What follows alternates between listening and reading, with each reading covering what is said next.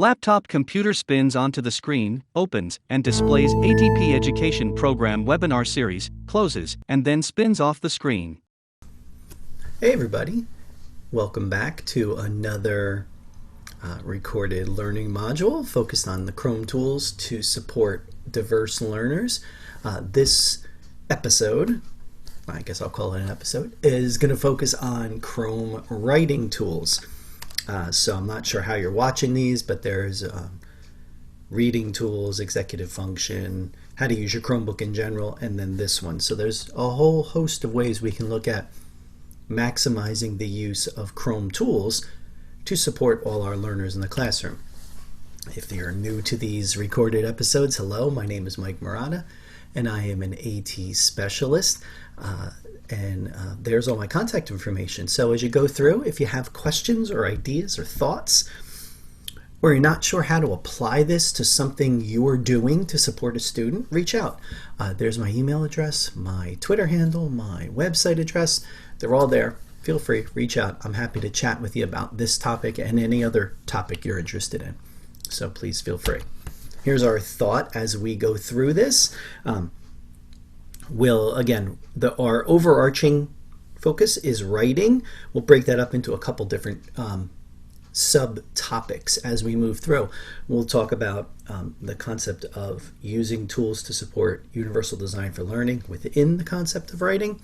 We'll talk about the Google Suite tools for writing. And again, this won't be a training on Google Docs, but instead looking at creative ways to use features of the Google Suite tools to support writing.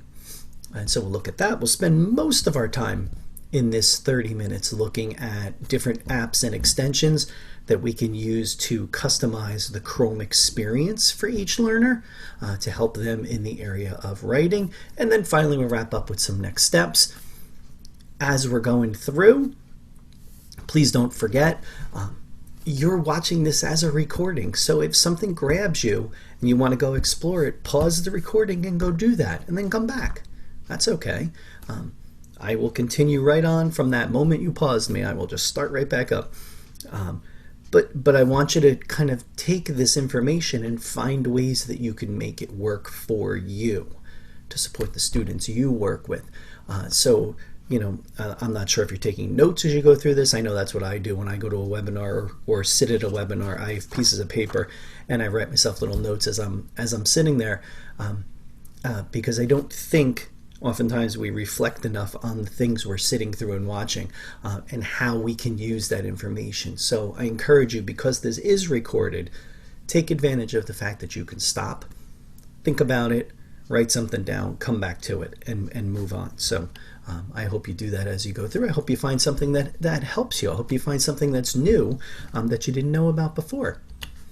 So you have the recording because you're watching it right now, but if you want the slides, because some of the slides do have links in them that take you to different extensions and apps and websites and things like that. So the slides are available to you at bit.ly/mmatp-writing. That will take you to the slides. They are there. You'll be able to click on any of the pictures and any of the links to take you to the websites that I talk about. So definitely you'll have that information. Don't be shy about using those and clicking around and exploring some of those features as well. So in our whole kind of concept of what we're talking about here, I feel like everything that we're discussing has kind of this overarching idea that thinking about this as a universal design for learning approach to supporting the students we work with. This idea of being flexible in the way materials are presented to the students and the students can reply back. And the learning that happens has a high amount of flexibility built into it. That flexibility comes from options for engagement, for the representation of information. And in the case of this one that we're talking about now, we're talking about writing. It's that action and expression piece. How are we going to provide them options to express or demonstrate what they know? If they're struggling to type or write, how do we provide them some kind of kind of alternate option for that to facilitate this process. And what does that look like as we go through? So I want you to keep those in mind as you see some of the examples of tools and strategies that I talk about throughout this webinar, and see how you can kind of fit that into this concept of universal design for learning and those 3 principles. So we'll talk a little bit about the Google Suite and how we can use some of those tools to support writing. And I think a good place to start there is in Google Docs, talking about voice typing. I mean, that is a powerful feature. It is one of those features that most people have found. But every once in a while, you find somebody who was unaware that Google Docs has its own speech-to-text feature. And it is very powerful. It does a nice job of recognizing a kind of a diverse field of voices, which is really good. There are a fairly deep level of commands you can use to help format and put text down on the page, and some commands to move you around. But it is really that voice typing program is a writing tool. It is for dictating text into Google Docs. Or if you're going to use Google Slides, you can put that in the notes section. So you have that ability too. So a powerful thing. This tends to be one of those features that people go to right away. And you know, there's oftentimes I'll hear comments from teachers of, well, this student, they talk all the time, so they should definitely use this because this will be a great support for them. And it might be. You know, that goes down to a definite maybe. Maybe, because the process of writing with your voice is deeper than just being able to talk. And this little chart comes from Kelly Fonner, and I love this idea of the thought of what goes into the process of writing with your voice. Talking is important, but it's not the only thing that's important here. There's a lot of other steps here. When we think about using speech to text effectively, we have to be experts, maybe not experts, but we have to have mastered each of these steps to some level to be proficient. We have to think about what we're going to write. So there is a moment of thought about it and composition. We compose that in our head, right? We put together the sentence we're going to say in our head. Think about it, compose it, then we talk. Okay, so there we are. Talking wasn't even the first piece. It was the third piece. Think about it, compose it, talk. Once you get it out, what do we have to do? Then we have to read what the computer put down on the page. If I also struggle with reading, I've now layered on another barrier to success here that I have to accommodate. So perhaps the student might need speech to text to get their thoughts out, but might also need text to speech to hear what the computer wrote. So there is this both ways of getting the speech to ensure that they can listen to what the computer wrote. They have to check it to make sure it's correct. They have to edit it potentially. Now, we don't always have to edit right at that moment. A lot of people will use dictation or speech to text and just get a lot of thoughts out and then go back later and edit, which is fine. And there's different people have different strategies of how to do this. And I've worked with students that look at this in both ways, where I have some students that just want to get everything out as fast as they can, and then they'll work through editing it later with some other tools and some other supports. I have other students that will dictate a sentence and won't be able to move on until that sentence is perfectly written the way they wanted. You know, and you know, I'm sure all of you have had those experiences with the students who struggle with the red squiggly line of a spell check. That they can't move forward until that red squiggly line is gone. And in some cases, what do? We just turn the squiggly line off. because it slows down the writing process. The same thing with dictation. If you have a student that's going to struggle to move forward to the next thought because they're constantly perfecting the sentence they're in, it's going to lead to a very disjointed writing experience, because there's not going to have any flow to their writing. It's going to take them a long time to move through it. So different ways to do this. I have one student, and he got stuck in the editing piece all the time. And so what we did instead was he would dictate into his computer, but he would not look at his computer. He had to turn to the side, and he would look out the classroom window or somewhere else into the hallway, and he would just talk about what he wanted to write. And then we would go back later, because we found he was basically almost paralyzed by his own perfection for writing, where he could not move forward. And so I think this is really critical. This is where speech to text either works for someone or doesn't. And I think there's a lot of people that want to use this tool. There's very few that use it frequently. I don't know how many of you who are watching this right now have tried this and have stuck with it as a choice. I know I try it all the time. I'm like, oh, I write a lot of reports, I'm going to use this for writing. And I start, and then it just doesn't, it's not the way I write, so I just usually stop and I give up and I do something else. And so there are different ways to do this. It is powerful, but it's not for everybody. It could be a part of the writing process for everybody, but maybe not the final solution for writing. Maybe it is a brainstorming tool. It's an idea dump, whatever it is, just to get the information out. And then they move forward with some other supports to help finalize the writing and then create their finished product. The other thing that is right in the Google Tools, it's in Docs and Slides, is the Explore button. If you go into the Tools menu, there is an option there for Explore, and as you're writing, it will bring up a web search right in the same window.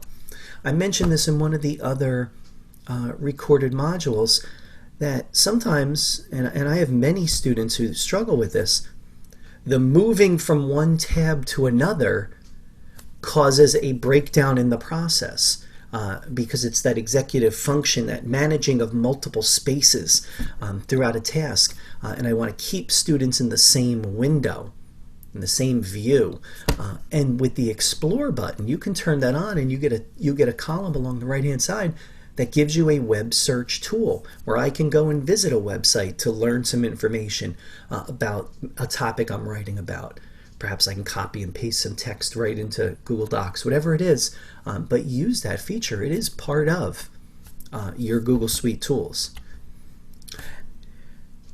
If you're watching these and this is the third Google module you've watched, you've seen me talk effectively about Google Keep in every single one. If this is the first one, get ready. I'm going to talk about this tool all the time.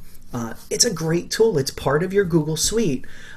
If you don't use it, you're missing out on a really powerful tool for organization and note-taking. Note-taking is where we'll look at it here. This idea of using Google Keep. It is a digital note-taking organizational tool. And what we look at is that Google Keep available to you anywhere. So any device you have, log into it, get the app, or go to the website at keep.google.com. It'll bring you right into it. You can use this as a note-taking tool. If you use it on your mobile devices in the app for Google Keep will give you an option for a microphone. And you can dictate into your device in Google Keep. And what's really interesting about this is that when you dictate audio, when it shows up in Google Keep, not only is the audio there, but the transcription of what you said is in the note also. So now you could use this as a writing tool. I have students who use this as a writing tool where they're coming up with ideas for a project they're working on for writing, and they will dictate notes in, and they're dictating fragments and pieces of what they want to write. And then when it shows up in Google Keep, it's already typed out. And then what they do is they open up Google Keep alongside Google Docs, and all of those notes will show up on the right-hand side, and they simply click and drag them into Google Docs. And now suddenly their writing starts to come together from things that they've done as they've been moving through that research phase of writing, or that brainstorming phase of writing. So it's not about sitting in front of a word processor, and maybe you have students who struggle with this too. For a couple of the writers I work with, their worst fear is a blank Google Doc with the cursor blinking. That is the worst thing that can happen to them, because they don't know how to start, they don't know how to move forward with this project. And so giving them options to do this in different ways, in different tools, becomes really powerful. And as long as these tools all tie together, it makes it very easy to bring it together towards the end to get something productive and complete from them, where they think they can't write anything, and suddenly they've dictated ideas into Google Keep, and when they pull it together, it's paragraphs of information that they didn't realize they were writing at the time. And then they simply have to finish it once it's in Google Docs. They pull it together, they use text-to-speech to listen to it, to do their editing piece, and they correct anything that needs to be corrected, and they're finished. So thinking about ways to bring these tools together is really critical for students. We think about some other ideas for the Google Suite for you to dig a little deeper into. Stick with voice typing, perhaps, because it's built in. You know, I'm a big fan of built-in. If you're not realizing that yet, wait till you watch the other recorded modules. I love built-in accessibility features. So look at voice typing. If you're on a Chromebook, look at dictation. Dictation works everywhere. Voice typing only works in docs and slides. Dictation on a Chromebook works everywhere. So regardless of where they're writing, they can use dictation. Think about using Google Drawings. It's one of the other tools in the G Suite, but perhaps you can use that as a tool for students to create infographics as a writing assignment. Thinking about options and providing them different paths to demonstrate their knowledge. Perhaps it is with an infographic, with pictures and text married together to demonstrate their expertise on a subject. So keep those in mind as we go forward, those other tools that might be there. All right, we'll spend some time talking about apps and extensions. And please don't forget, you're watching a recording. If something grabs you, go jump out and install it and play a little. Excuse me. So think about that as you go through some of these. I'll remind you one more time. I've reminded you every other time that I've done a recording. This section of the video is not about a shopping list. You don't need all these tools. Some of these tools have the exact same features. They may do them a little differently, but their feature set is pretty much the same. You are tasked at this point with figuring out where the students' needs and abilities lie, the environments they're going to use, they're going to be in to perform their tasks, the tasks they need to accomplish. In this case, it's writing and some part of writing, and then finally the tools. So keep that in mind, that the tools are the last thing we work towards. I'm going to show you some of these tools coming up and the different features of them. But recognize that you don't need to download all of them, because you might get a tool that does exactly the same thing as another. It might just do it slightly different. That becomes part of the conversation with the student and the team to figure out what's the best way for the student to complete this task. Okay, sorry, I don't know why my computer just decided to just reset itself in the middle of the recording. Give me 1 second. Let's let it come back. Odd. Isn't technology great? All right, here we go. Sorry, I don't know what happened there. Okay. So as we go through, we'll look at some of the extensions that you can put in to customize the Chrome experience for the students you're working with. The first one we'll start with, and some of these are going to look familiar if you've already watched the reading module that I recorded, because some of these have features that are reading based and writing based. So you again start thinking about a tool that provides someone levels of support depending on their need. Is their need strictly writing, or is it reading and writing? Then we start looking at some of these tools that have deeper feature sets that might help. And the first one is a tool called Helperbird, which has a free and a pay. So this is one of those that has the freemium model. So it is, you get a certain set of features for free, and then if you pay money, a subscription based, it can be monthly or yearly, you can get all the extended features. Many of the reading features tend to be in the free. Font you could use as a writing tool, Zoom, and some of the color features are in the free, but a lot of the premium features are more of the writing tools. There's a spell check, there's spacing, there's dictionary, there's ability to add notes and bookmark things as you move through for research purposes. Those are all part of the premium part of this, but it does offer some nice features that maybe even allow a student to edit their own work and review their own work. I can't stress enough this idea of text-to-speech for review of what you've written. I'm sure everybody uses it at some point. I use it all the time. I'll write something and then I'll listen to it as the computer reads it to hear what it sounds like, to make sure I wrote down what I thought I wrote down. So using that as an editing tool can be very powerful. If you're going to write on PDFs, that becomes a big concern. Teachers share a PDF. A student who's not physically able to write perhaps needs to mark up a PDF, whether they type on it or write on it, or mark it up in some way. They need a tool to help them do that.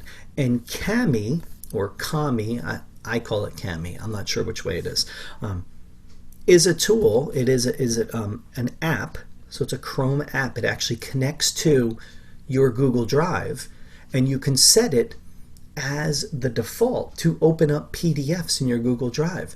So suddenly you have the ability to open up a PDF and then layer annotations on top of it. So you can mark it up with highlights and colors.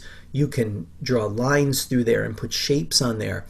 Most importantly, for a lot of the students that struggle with writing, is you can drop a text box anywhere and just type right on a PDF. And these are all part of the free features. This is another one with free and pay features. But those markup features are part of the free. Even to the point that there's a drawing feature where I have a touchscreen laptop, so I can turn the drawing feature on and I can actually mark up the page with my finger or a stylus using the drawing feature, and that's also part of the free. So keep that in mind as a simple way to give students access to marking something up. When they're done marking up the PDF, they can export it again with all of the annotations on top of it and then share it back with someone. Nice and simple, but gives them that flexibility to complete the tasks that they need to using a PDF. We looked at these in the reading module. We looked at Snap and Read and Read and Write. We looked at them as tools for reading to provide text-to-speech. But the other part of this is both of these tools have functions built into them that are writing supports. The picture on the screen shows Snap and Read. I can be on a page to listen to it, but on the right-hand side, I can open up an outline. There's an outline column where I can highlight text in a web page and bring it into an outline. I can start writing my ideas in the outline. You see, this one was an authentic questions outline. This is one of the pre-made outlines within Snap and Read. I have a question about, and then the student drops in pieces of information from the article they were reading. What's really powerful about this is a writing tool is I can move to multiple windows. I can open up multiple tabs to do research about a topic, and I can pull information into an outline from various sources. The outline will remember where I pulled that from, so it will put a link back to that web page in my outline, and it will also do the sources for me. So now I have a bibliography of the web pages I went to. Then when I'm done gathering my information and pulling together all of my source material, I can open up a Google Doc and simply drag pieces of information into Google Docs and then start my writing process. So it gives you a centralized place to collect information that you're going to use for the writing assignment. So that's how Snap and Read does it. Read and Write also has a feature for collecting information, but it does it slightly different.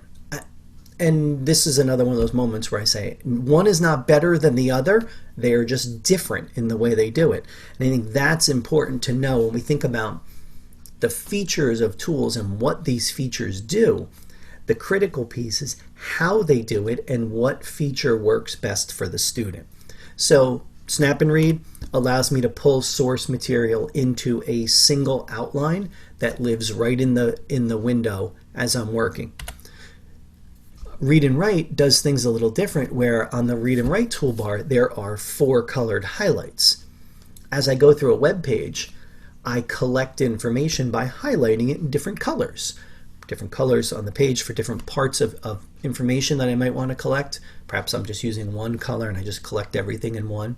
The color, that could be something that the student discusses with their educator about how they highlight information. But ultimately, you go through a page and you highlight it.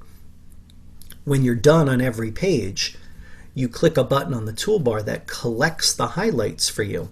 And those highlights drop into a Google Doc. Then you could start writing. The difference of the two tools, the big difference in how they collect information is with Read and Write, I highlight each web page individually and pull out a Google Doc. So in theory, I could have 4 or 5 Google Docs at the end of a process of research that I would need to combine at some point to get one document. Whereas Snap and Read, it all, regardless of how many pages I go to, how many web pages I go to, all that information ends up in one outline. Not better, not worse, different. So think about that as you go through it. Those are some of the bigger differences in the way they collect information. I like to point out again that Read and Write offers free subscriptions for teachers, so you can get the product free for a year to explore and use it as a demonstration / trial tool with a student, so you can see how they would respond to using some of these features. But those are some ways that those two tools collect information. Both of those have a fee. For the students, they are both subscription based, so you pay for a yearly subscription. Some of the other writing tools that are out there, I mentioned in the Maximizing Your Chromebook session that there really is no free word prediction Chrome extension. There's word prediction within the on-screen keyboard of a Chromebook, but not really a tool for word prediction that's free. So we look at the tools that are out there, like a co-writer. On Read and Write, there is a word prediction feature within the paid version. So if your student goes to the paid version, that's part of the tool, word prediction. Co-writer is from Don Johnston. It is a standalone tool for word prediction. So it gives you the box with word choices. As I start to write, it gives me options that I can listen to and then insert directly into my writing. Co-writer as an extension, Co-writer Universal, basically floats over your windows. So any window that allows you to type into it, Co-writer can work with. So if you're in your email, if you're filling out a form online, whatever it is, I like Co-writer a lot for students that are filling out PDFs, because you can open a PDF in Cami and open Co-writer and it will drop right on top of it. And now they can use that feature to go back and forth to drop information into the PDF. but gives you the prediction. One of the key features of Co-Writer that I find to be most powerful is the ability to have topic dictionaries. So I can create customized dictionaries of words that are specific to what I am writing about. I think that is critical for our writers, giving them the most opportunity for writing success, setting them up for that success in the beginning. As they move through the process, they already have those supports in place. Co-Writer also has a dictation feature. So if you're not on a Chromebook and you might struggle with the idea of dictation across multiple windows, if you turn Co-Writer on, you can have dictation right within Co-Writer that allows you to dictate into any space. There is a translation feature of Co-Writer now. So if I'm fluent in another language, but I'm not sure of the English word, I can say the word in the language I am fluent in, and it will give me options in English. So I have that support as well. So a powerful tool for word prediction. Another tool from Don Johnson, and again, I like the idea of this. This way, if you're an older user, I don't mean you being old, I just mean you're using the old version of Co-Writer. The older version of Co-Writer, the software tool, had a word bank feature. Well, in the world of Chrome extensions, Don Johnson has pulled that feature out and made it into its own extension, and it's called Word Bank Universal. And basically you can turn this feature on, and any page you go to with a click of a button, it will pull out an entire word wall of words that are specific to the article you were just looking at. So if I'm writing an article about this web page, I can click the button and look what happened on the right. It gave me an entire page, a box filled with words that were in that article that I might want to write about. Now I go to Google Docs, I have that active word wall that I can drag my mouse over, and it will give me audio of the words. It'll give me the audio prompt. If the words in that box are what I want to write, I can simply click them and they will drop into Google Docs as I write. So it gives me an active word wall to help support my writing as I go forward. A couple things for note-taking. I think that's a powerful way we can use technology also on the Chromebooks. Perhaps you're familiar with the tool, the LiveScribe pen. The LiveScribe pen is a specialized notebook and a pen that work together. The pen has an audio recorder on it. So as I take notes in the special notebook, the pen is recording the audio in the room. When I go back to review my notes later, if I'm not sure why I wrote a certain note, if I tap the pen on what I've written, it will play me that moment in time. So for anybody who, writes themselves notes and then they look at it 2 days later and they say, what does that even mean? I don't even know why I wrote that. You could go back and you could tap that and it would play you that moment that you wrote it, so you could listen to what was happening in the environment. Well, it's a powerful tool. If we're in an environment where there's Chromebooks, there is a tool that does exactly the same thing, and it is called Mic Note. With Mic Note, I hit a record button and it starts to record the environment as I type. And as I type my notes, they become time-stamped. I can insert pictures in there. I can write as many notes as I want. When I'm done recording, I can click on any of my written notes and it will play me that moment of audio from the room. So if a student is writing notes, they're recording a lesson, and their note says important, and then it goes on to something else. They didn't write anything else. They could click on that word important, and maybe it's a moment where the teacher is explaining that there's going to be a quiz next week and here's what's on the quiz. And they can listen to that note. They didn't have to write anything. They didn't have to write all that information down. Instead, what they needed was a note prompt to remind them to go back and listen to it later. So I think that's a really powerful way to support students, especially students who struggle with processing. That seems to be a really powerful way to use things like Mic Note or the LiveScribe pen. That student that processes slowly. And I had a student that I worked with who this was his main issue, was he would participate in class and he would be listening. He would hear the teacher say something and he would instantly think, well, that's important.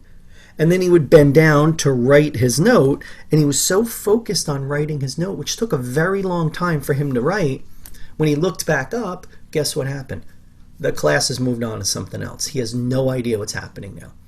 And so using one of these tools like this, he started with a LiveScribe pen and then moved to MicNote because he wanted everything on his laptop. What he found with the LiveScribe is that he had this happen multiple times. He would forget the pad, he would forget the pen wouldn't be charged. There was a lot of moving parts with that because it was two pieces that had to work together. With the MicNote, he always had his laptop. He could simply open that up and start working. So for him, that made more sense. But for him, his notes, when you looked at them, made no sense at all because he would just type a letter and hit enter. And so all his notes had were just timestamps along the left-hand side with just a single letter. Then he would go back later, click on it, and listen why he typed the letter, and he would write a new note in there. Then he would go to the next one and listen to it, and then write a new note in there. So he was able to do this in more of a time-shifted way because it didn't have to happen in real time because he had recorded it. Now he just had to go back and fix that for what made sense for him. A really powerful way for him to use that. Another note-taking tool, this is one of my favorites. I like this one a lot. This one is called YeNote, so Y-I-Note, YeNote. This allows you to go to a YouTube video. So here I am, I'm going to go to this YouTube video. If you have not ever watched this video, how to start a movement, this is something you should stop the recording for right now and go watch it. It's 5 minutes of your life. You will thank me for it. It is great. But I love this video. And so if I want to take notes on this video, I have YeNote, and what I can do is when I turn it on, here is all of the notes I've taken. And what it allows you to do is as you're watching a video, you can write yourself notes, and they are time stamped so you can go back to them later and watch. Now I can just jump around the video into my notes. So as I watched this, I wrote myself notes, and as it's playing, I can hop to any of those parts. If there's a part in a video that I want to go back to later or I want to listen to another time, I can open up this Chrome extension called YeNote, and now every time I open this YouTube video, my notes are attached to it. So I can now save this video, so I could put this in a playlist, I could save it as a favorite, whatever I wanted to do. And every time I opened YeNote, these notes would be alongside of it. That now I have these pieces of information of what I needed to get out of this note. Really powerful. This replaces another tool. It's a great example of not getting too invested in a free tool, because what happens with free tools, they go away. There was a free tool called Video Notes, which allowed you to do this same thing, and it was awesome. And then it went away. It's a free tool, it disappeared, and that was the end of that. This tool has stepped in and replaced it, so this is another example of a free tool. Hopefully it does not go away, but it allows you to keep track of YouTube videos and add your own notes into it. We didn't talk about this in the writing webinar, but I could have. Book Creator. Book Creator, if you have not used it, Book Creator is an app for your iPad, or it is a web tool. So we'll talk about it from the web tool perspective, since we're talking about Chrome.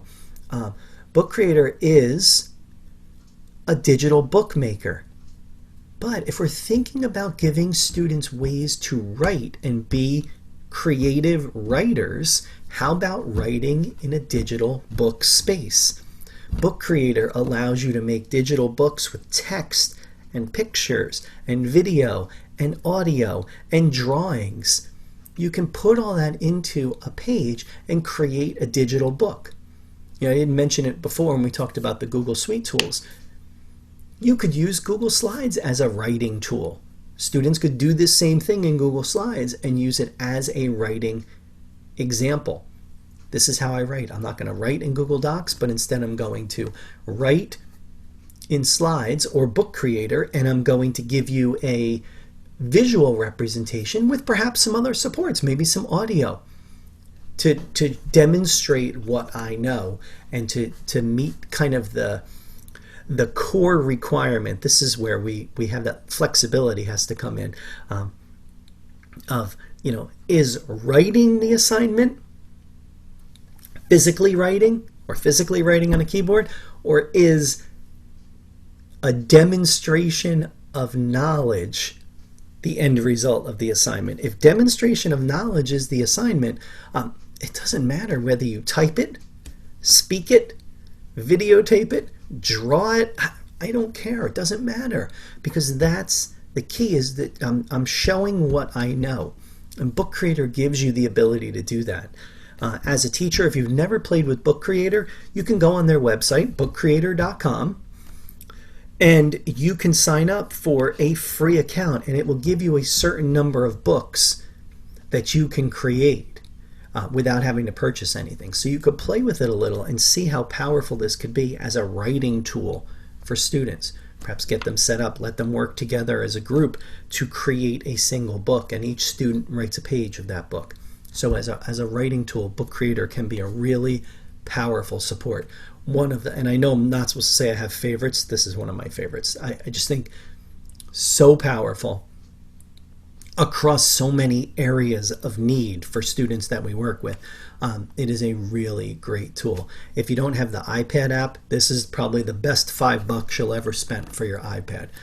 It's a great tool, so check that out. If you want to dig deeper into extensions, I've showed you this one in the other modules, but I'll show it again. Visit Call Scotland. Call Scotland has this single page Chromebook app wheel. And so the yellow part is the different parts of reading and writing that a student might need support in. And then the purple pie pieces that spring out from that give you tool examples you might want to try. It's not going to give you every tool that's out there, but it might give you a nice starting point. Look at some tools that might work. See some of the features that work for your student, that don't work for your student, but it helps you kind of narrow down where to start to at least get going on providing them some supports that they might need. All right, so you got some good information, I hope. We got some info to go forward to think about supporting writing. So what do we do next? How do you do something with this? Hopefully you've written down some notes for yourself. Reflect on that. Think about what it is that you can do to support your writers. How can you give options? Remember, if the task is not to demonstrate how you write, but instead writing to demonstrate mastery of a subject, can you use options? Can you use audio? Can you use video? Can you use pictures? Can you use them all? Think about that as you go forward, is what are we trying to accomplish with that, and what can we provide for our students to help them with that? And then one of my standard suggestions is start with things that are built in, move to free tools, and then pay for something. Don't start with paying for something. Look and see if there are free tools out there that you can use until they're not useful anymore. You use the features until the features run out that help you, and then you move forward and find something that you have to pay for. So think about that progression as you go for those tools. As you go forward, let me know. If I can help, I would be happy to help you. So please feel free to reach out. There's my email. It's mike@mmatp.com. My website address is mmatp.com. My Twitter handle is @mmatp. I'm on all those things. You can feel free to reach out and chat about anything. We can talk about this recorded webinar. We can talk about any of the other ones. I'm game to talk about anything you'd like to. So I hope this was helpful for you. And as you go forward, good luck. I hope you find some tools that help your students, and I look forward to talking to you again soon. Thanks. Take care. Thank you for watching. For more information on the ATP Education Program, please visit our website at atp.nebraska.gov/education or email us at atp.education@nebraska.gov.